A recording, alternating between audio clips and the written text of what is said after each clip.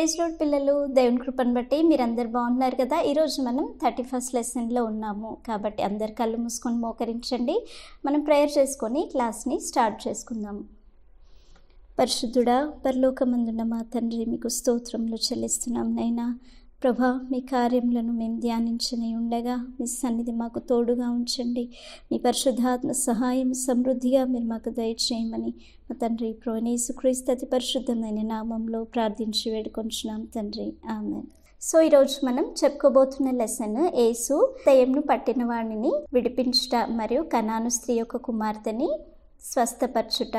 Jesus delivers the man with legion and cures the daughter of Canaanite woman. ఈ లెసన్కి సంబంధించిన Bible భాగము మత్తయి సువార్త 15వ అధ్యాయము 21 నుంచి 28 వచనాలు, మార్కు సువార్త 5వ అధ్యాయము 1 నుంచి 20 వచనాలు, 7వ అధ్యాయము 24 నుంచి 30 వచనాలు, లూకా సువార్త 8వ అధ్యాయము 26 నుంచి 39 వచనాలు, Matthew chapter 15 verse 21 to 28, Mark chapter 5 verse 1 to 20, chapter 7 verse 24 to 30, Luke chapter 8 verse 26 to 39. ఈ లెసన్కి సంబంధించిన మెమరీ వర్స్ మత్తయి సువార్త 8వ అధ్యాయము 16-17 వచనాలు. సాయంకాలం అయినప్పుడు జనులు దయ్యములు పట్టిన అనేకులను ఆయన యొద్దకు తీసుకొని వచ్చిరి. ఆయన మాట వలన దయ్యములను వెళ్ళగొట్టి రోగుల నెలను స్వస్థపరచెను. Matthew 8th chapter 16th verse. When evening came, many who were demon-possessed were brought to him, and he drove out the spirits with the word and healed all the sick. So ఈ lesson start చేసుకోవడానికి ముందు last lesson మనం ఏం నేర్చుకున్నామో మీకు అందరికీ జ్ఞాపకం ఉంది కదా. లాస్ట్ లెసన్లో యేసయ్య జక్కయ్యను రక్షించుట ఆ లెసన్ మనం నేర్చుకున్నాం కదా. అందులో మనం ఏం నేర్చుకున్నాము, యేసయ్య ఒకసారి ఎరికో పట్టణంకి వెళ్ళినప్పుడు అనేక జనాలు కూడా ఆయనని వెంబడిస్తూ ఉంటారు. అయితే అదే సమయంలో ఆ పట్టణంలో ఉన్నటువంటి జక్కయ్య, అతను ఒక సుంకపు గుత్తదారి, మంచి ధనవంతుడు అనమాట. అతను కూడా యేసయ్య ఎవరో చూడాలని ఆశపడతాడు. కానీ ఆయన చూడాలని ప్రయత్నించినప్పటికీ కూడా ఆయన యేసయ్యని చూడలేకపోతాడు. ఎందుకంటే అతను పొట్టివాడనమాట. కాబట్టి ఆయన ఏమన్నా ఆలోచన చేస్తాడంటే, యేసయ్య ఆ దారి గుండా వెళ్తాడనేసి తెలిసి ఆయన అక్కడున్న ఒక మేడి చెట్టు ఎక్కేసి, యేసయ్య కంటే ముందు ఎక్కడికి వెళ్ళి ఆ మేడి చెట్టు ఎక్కేసి యేసయ్య వచ్చినప్పుడు ఆయనని చూడాలని ఆశపడతాడనమాట. అయితే యేసయ్య ఆ దారి గుండా వచ్చినప్పుడు మేడి చెట్టు ఎక్కిన జక్కయ్యని చూచి ఆయనని పిలుస్తాడనమాట. జక్కయ్య కిందికి దిగు, నేడు నేను నీ ఇంట ఉండవలసి ఉన్నది అనేసి యేసయ్య అతనితో చెప్పినప్పుడు జక్కయ్య చాలా సంతోషంతో ఆ మేడు చెట్టు దిగేసి కిందికి వస్తాడు కదా. అసలుగా జక్కయ్య యేసయ్యని చూడాలనుకున్నాడు మాత్రమే, కానీ యేసయ్య ఇప్పుడు అతని ఇంటిలో కూడా ఉంటాననేసి అతనితో చెప్తాడనమాట. ఇంకా జక్కయ్య యేసయ్యని సంతోషంతో తన ఇంటిలో చేర్చుకుంటాడు. ఇంకా అతను ఏం చేస్తాడు, యేసయ్య యొక్క పిలుపుని విని అతను ఏం చేస్తాడు, ఆయన తన పాపంలన్నిటిని కూడా ఒప్పుకొని అన్యాయంగా సంపాదించిన వాటినన్నిటిని కూడా తిరిగి ఇచ్చేస్తాననేసి తీర్మానం తీసుకుంటాడనమాట. అప్పుడు యేసేమని చెప్తాడు, నేడు ఇంటికి రక్షణ వచ్చి ఉన్నది, నశించిన దానిని వెతికి రక్షించుటకు మనుష్య కుమారుడు వచ్చెను అనేసి జక్కయ్యతో చెప్తాడు కదా. అది లాస్ట్ లెసన్లో మనం నేర్చుకున్నాం అనమాట. సో ఇప్పుడు ఈ లెసన్లో మనం ఏం నేర్చుకోబోతున్నామంటే, దయ్యము పట్టిన వాణిని యేసు స్వస్థపరచుట. ఇంకా అదే సమయంలో దయ్యం పట్టిన ఒక చిన్న దానిని కూడా యేసు స్వస్థపరచుట ఈ లెసన్లో మనం నేర్చుకోబోతున్నాం అనమాట. జనరల్గా మీరు సమాధులు ఉన్న ప్లేసెస్ని చాలాసార్లు చూసి ఉండొచ్చు కదా. కానీ ప్రజలు ఆ సమాధులు ఉన్న ప్లేసెస్ దగ్గరికి వెళ్ళడానికి, అక్కడ ఉండడానికి ఇష్టపడరు కదా. ఎవరు కూడా అక్కడ ఉండడానికి ఇష్టపడరు. కానీ ఒక వ్యక్తి దయ్యం పట్టిన వాడు దివారాత్రములు కూడా ఆ సమాధులలో ఉండేవాడనమాట. అతను ఒకసారి యేసయ్యకి ఎదురుపడతాడనమాట. ఎదురుపడినప్పుడు యేసయ్య ఆయనలోని అపవిత్ర ఆత్మని, ఆయనలోని దయ్యంలను గద్దించి వాటిని వెళ్ళగొట్టి అతనికి విడుదలనిస్తాడనమాట. అది ఒక అద్భుతకరమైన సంఘటన. ఆ సంఘటన ఏంటో ఇప్పుడు మనం ఈ లెసన్లో నేర్చుకోబోతున్నాం అనమాట. అయితే ఒకసారి యేసయ్య గలిలయ సముద్రం గుండా ప్రయాణం చేసి గెరాసేనుల దేశానికి వెళ్తాడనమాట. యాక్చువల్గా గలిలయ సముద్రము పాలస్తీనా దేశానికి ఈస్ట్ సైడ్లో ఉంటుందన్నమాట. దానికి గెన్నెసరెతు సరస్సు అని, తిబెరియా సముద్రం అని, అంటే లేక్ ఆఫ్ గెన్నెసరెట్, ఇంకా టిబెరియన్ సీ అనేసి దానికి పేర్లు ఉన్నాయన్నమాట. దాని పొడవు 12 మైళ్ళ పొడవు, 7 మైళ్ళ వెడల్పు అనమాట. సో ఆ సముద్రం గుండా ప్రయాణం చేసి యేసయ్య గెరాసేనుల దేశానికి వెళ్తాడనమాట. అయితే ఆయన ప్రయాణం చేసి దోణి దిగిన వెంటనే ఏం జరుగుతుందంటే, చూడండి, యేసయ్య ఆ యొక్క గలిలయ సముద్రం గుండా ప్రయాణం చేసి దోణి దిగిన వెంటనే దయ్యం పట్టినవాడు సమాధులలో నుండి యేసయ్యకి ఎదురుగా వస్తాడనమాట. యాక్చువల్గా ఈయన దయ్యములు పట్టిన వాడనమాట. ఈయన అపవిత్రాత్మల చేత నింపబడిన వాడనమాట. ఈయన సమాధులలో నివసించేవాడనమాట. అందరూ కూడా అతన్ని సంకెళ్ళతో బంధించినప్పటికీ కూడా అతన్ని ఎవ్వరు కూడా కంట్రోల్ చేయలేకపోయారనమాట. అతని చేతులకి అతని కాళ్ళకి సంకెళ్ళు వేసి కట్టినప్పటికీ కూడా అతని చేతులకు కట్టిన సంకెళ్ళని కాళ్ళకి కట్టిన సంకెళ్ళని అతడు తెంచేసుకునేవాడనమాట. ఎవ్వరు కూడా అతన్ని కంట్రోల్ చేయడానికి కుదిరేది కాదనమాట.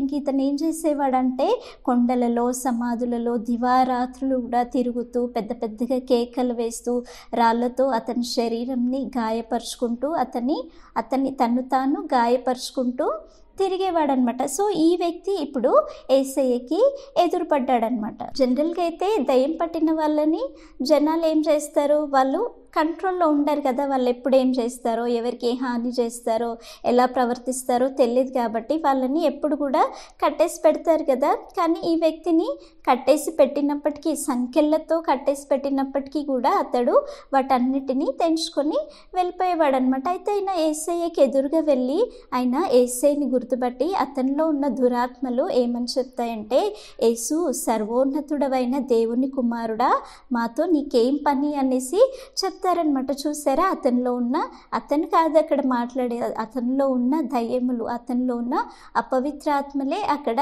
యేసయ్యని గుర్తుపట్టి, యేసయ్య దేవుని కుమారుడని గుర్తుపట్టి వారు మాట్లాడుతున్నారనమాట. అప్పుడు యేసయ్య నీ పేరేంటి అని అతన్ని అడిగినప్పుడు అతను ఏమని చెప్తాడంటే, నా పేరు సేనా ఏలయనగా మేము అనేకులము అని చెప్తాడు. Legion for we are many. అంటే ఇతనిలో ఒక్క దయ్యం కాదు, ఇతనిలో అనేకమైన దయ్యాలు ఉన్నాయన్నమాట. ఇంకా ఆ దయ్యాలు ఏమని చెప్తాయంటే, నువ్వు మమ్మల్ని ఈ దేశంలో నుంచి తోలివేయకు అనేసి ఆయనని బ్రతిమాలుకుంటాయి. ఎందుకంటే యేసయ్య అతనిలో ఉన్న అపవిత్రాత్మలని గద్దిస్తున్నాడు అనమాట. అపవిత్రాత్మ అతన్ని విడిచి వెళ్ళిపో అనేసి వాటిని గద్దిస్తున్నాడు అనమాట. కాబట్టి అవి యేసయ్యని బ్రతిమాలుకుంటున్నాయి అనమాట. మమ్మల్ని దేశంలో నుంచి తోలివేయకు అనేసి బ్రతిమాలుకుంటున్నాయి అనమాట. చూడండి, ఇక్కడ పిక్చర్లో మనం చూస్తున్నాం కదా, అతను ఇక్కడ చూసారా యేసయ్య యొద్ద బ్రతిమాలుకుంటున్నారు. ఇంకా ఇతనిలో ఉన్న అపవిత్ర ఆత్మలు యేసయ్యతో ఏమని చెప్తాయంటే, అక్కడ పందుల గుంపు ఒకటి మేస్తూ ఉంటుందన్నమాట. కాబట్టి ఇతనిలో ఉన్న అపవిత్ర ఆత్మలు యేసయ్యతో ఏమని చెప్తాయంటే, మేము ఆ పందులలోనికి ప్రవేశించినట్లు మమ్మల్ని అక్కడికి పందుల యొద్దకి పంపివేయము అనేసి యేసయ్యని బ్రతిమాలుకుంటాయి అన్నమాట. అప్పుడు యేసయ్య అవి బ్రతిమాలుకున్న ప్రకారంగానే వాటికి సెలవిస్తాడు. పందుల గుంపులోనికి వెళ్ళడానికి సెలవిస్తాడనమాట. యేసయ్య అపవిత్రాత్మలు పందుల గుంపులలోనికి వెళ్ళడానికి సెలవిచ్చినప్పుడు ఏం జరుగుతుందంటే, ఆ అపవిత్రాత్మలన్నీ కూడా ఆ పందులలో ప్రవేశిస్తాయి. ప్రవేశించిన వెంటనే అవి ఏం జరుగుతుందంటే, సముద్రపు దారి గుండా అవి పరిగెత్తుకొని వెళ్ళిపోయి ఆ సముద్రంలో పడిపోయి ఊపిరాడక చచ్చిపోతాయి అన్నమాట. ఎంత భయంకరమైన దృశ్యం కదా. దాదాపుగా అవి 2000 ఉంటాయి అన్నమాట. సో అన్ని పందులు పరిగెత్తుకొని వెళ్ళి ఆ సముద్రంలో పడి చచ్చిపోతాయి అన్నమాట. అయితే అప్పుడు పందులు మేపుతున్న వాళ్ళు చూసి, ఆ జరిగిన విషయాన్ని చూసి వాళ్ళు చాలా భయపడిపోతారు. ఎందుకంటే అదొక భయంకరమైన సంఘటన కదా.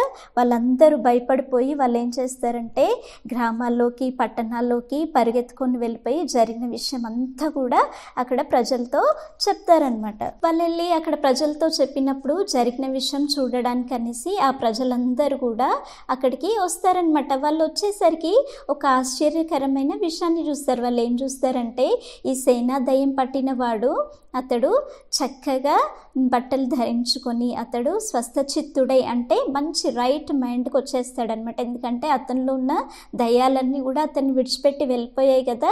కాబట్టి అతడు స్వస్థచిత్తుడై యేసు యొద్ద కూర్చొని ఉండడం చూసి వాళ్ళందరూ కూడా భయపడతారు. జరిగిన విషయానికి వాళ్ళందరూ కూడా ఆశ్చర్యపోతారనమాట. ఇంకా ఈ జరిగిన విషయాలని చూసిన వాళ్ళందరూ అంటే ఈ సేన దయ్యం పట్టిన వాని యొక్క పరిస్థితి చూసిన వాళ్ళు, తర్వాత ఆ పందుల గుంపుల యొక్క పరిస్థితి చూసిన వాళ్ళు, ఆ వచ్చిన ప్రజలందరికీ ఆ విషయాలన్నీ వివరించినప్పుడు ఆ ప్రజలందరూ భయపడిపోయి వాళ్ళు ఏం చేస్తారంటే యేసయ్యని ఆ యొక్క ప్రాంతాన్ని విడిచి వెళ్ళిపోమనేసి వాళ్ళు బ్రతిమాలుకుంటారనమాట. అప్పుడు యేసయ్య ఏం చేస్తాడు, వారు చెప్పిన ప్రకారంగానే ఆ ప్రాంతం నుంచి వెళ్ళిపోవడానికి దోణి ఎక్కడానికి వెళ్తాడనమాట. చూడండి, యేసయ్య దోణి ఎక్కడానికి వెళ్ళినప్పుడు ఇప్పుడు ఈ సేనా దయ్యం పట్టిన వ్యక్తి ఇతను మంచివాడిగా మారిపోయాడు కదా. ఇప్పుడు ఈయన వచ్చి యేసయ్య యొద్ద బ్రతిమాలుతారనమాట. ఏమని బ్రతిమాలాడతాడంటే, నీతో కూడా నన్ను ఉండనివ్వు అనేసి యేసయ్యని బ్రతిమాలుతాడనమాట. కానీ యేసయ్య దాని విషయంలో ఒప్పుకోకుండా ఏమని చెప్తాడంటే,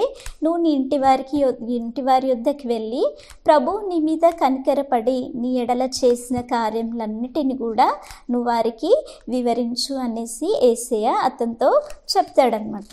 అప్పుడు అతడు వెళ్ళి యేసయ్య తనకు చెప్పిన ప్రకారంగానే యేసయ్య తన పట్ల చేసిన విషయాలన్నిటిని కూడా దెకపోలి ప్రాంతంలో ప్రకటించినప్పుడు అక్కడ ఉన్న ప్రజలందరూ కూడా ఆ విషయాలను విని చాలా ఆశ్చర్యపడతారు. చూసారా, సేన అనే అనేక దయ్యములను పట్టిన వ్యక్తిని యేసయ్య విడుదల నుంచి ఒక సాధారణమైన మనిషిగా చేశాడు కదా. ఎంత గొప్ప దేవుడు కదా మన దేవుడు.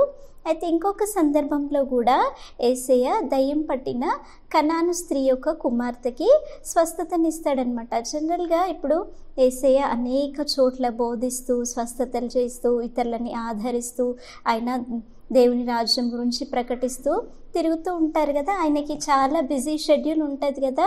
అయినప్పటికీ కూడా ఆయన ప్రార్థనకి ప్రత్యేక సమయాన్ని కేటాయించుకునేవాడు అనమాట. అయితే ఒకసారి తూరు సీదోను ప్రాంతానికి యేసయ్య ఒక ఇంటిలోనికి వెళ్తాడనమాట. వెళ్ళినప్పుడు యేసయ్య అక్కడ ఉన్నాడని ఎవరికి కూడా తెలియకుండా ఉండాలనేసి యేసయ్య కోరుకుంటాడనమాట. కానీ ఆయన అక్కడ వెళ్ళిన విషయము మరుగై ఉండలేదు. ఎందుకంటే యేసయ్య ఎక్కడికి వెళ్ళినా అక్కడ అనేక జనాలు వారి అవసరతలతో వస్తారు కదా.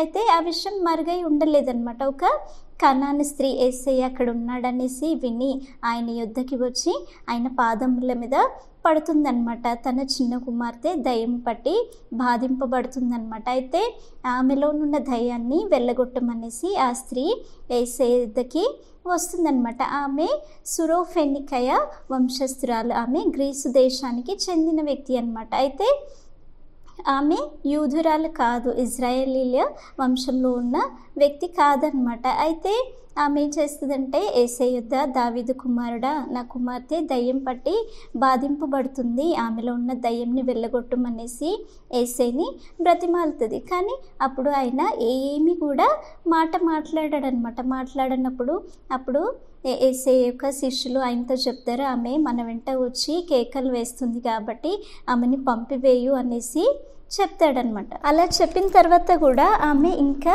యేసయ్యని బ్రతిమాలుతూనే ఉంటుందన్నమాట. అప్పుడు యేసయ్య చెప్తాడు, ఇజ్రాయేల్ ఇంటి వారైనా నశించిన గొర్రెల యొద్దకే నేను పంపబడితిని కానీ ఎవని యొద్దకు కూడా నేను పంపబడలేదు అనేసి చెప్తాడనమాట. ఇజ్రాయేల్ అంటే యాక్చువల్గా యేసయ్య వచ్చింది ఎవరి కోసము?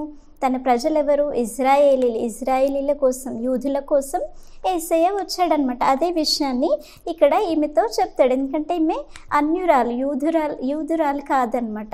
అయితే ఆ విషయం చెప్పినా కూడా ఆమె ఏం చేస్తుందంటే, ప్రభువా నాకు సహాయం చెయ్యి అనేసి యేసయ్యని ఇంకా బ్రతిమాలుకుంటూ ఉంటుంది అనమాట. బ్రతిమాలుతున్నప్పుడు అప్పుడు యేసయ్య ఆమెకి ఏమని సమాధానం చెప్తాడో ఇప్పుడు మనం చూస్తాం. యేసయ్య ఈ స్త్రీతో ఏమని చెప్తాడంటే, పిల్లల యొక్క రొట్టె ముక్కలు తీసి కుక్క పిల్లలకు వేయుట యుక్తం కాదు కదా అని చెప్తాడనమాట. జనరల్గా మనకు తెలుసు కదా, పిల్లలు తినే రొట్టె ముక్కలు ఎవరైనా తీసి కుక్క పిల్లలకు వేస్తారా? వేయరు కదా, తన పిల్లలు తినాలనే చూస్తారు కదా. అయితే ఈ స్త్రీ మాత్రం ఏం చేస్తుంది, ఇంకా విశ్వాసంతోనే యేసయ్యని ఇంకా బ్రతిమలాడుతూ ఉంటుందంట. ఆమె ఏమని చెప్తుందంటే, ప్రభా నిజమే, అయితే కుక్క పిల్లలు కూడా బల్ల క్రింద ఉండి పిల్లలు పడవేసే రొట్టె ముక్కలను తినును కదా అని చెప్తుందనమాట. ఈ మాటలు విన్నప్పుడు యేసయ్యకి చాలా ఆశ్చర్యం వేస్తుందనమాట. ఆశ్చర్యం వేసి ఆయన ఏం చెప్తాడంటే, అమ్మా నీ విశ్వాసం చాలా గొప్పది, నువ్వు కోరుకున్నట్టే నీకు జరుగునుగాక, వెళ్ళుము, దయ్యము నీ కుమార్తెని వదిలిపోయినది అని చెప్తాడనమాట. ఆ గడియలోనే తన కుమార్తె స్వస్థత పొందుకుంటుందన్నమాట. ఆమె ఇంటికి వెళ్ళి దయ్యము తన కుమార్తెను విడిచి వెళ్ళిపోవడము, తన మంచం మీద పడుకొని ఉండడం చూసి తను చూస్తుందన్నమాట. చూసారా యేసయ్య ఎంత గొప్ప కార్యం అక్కడ జరిగించాడు కదా.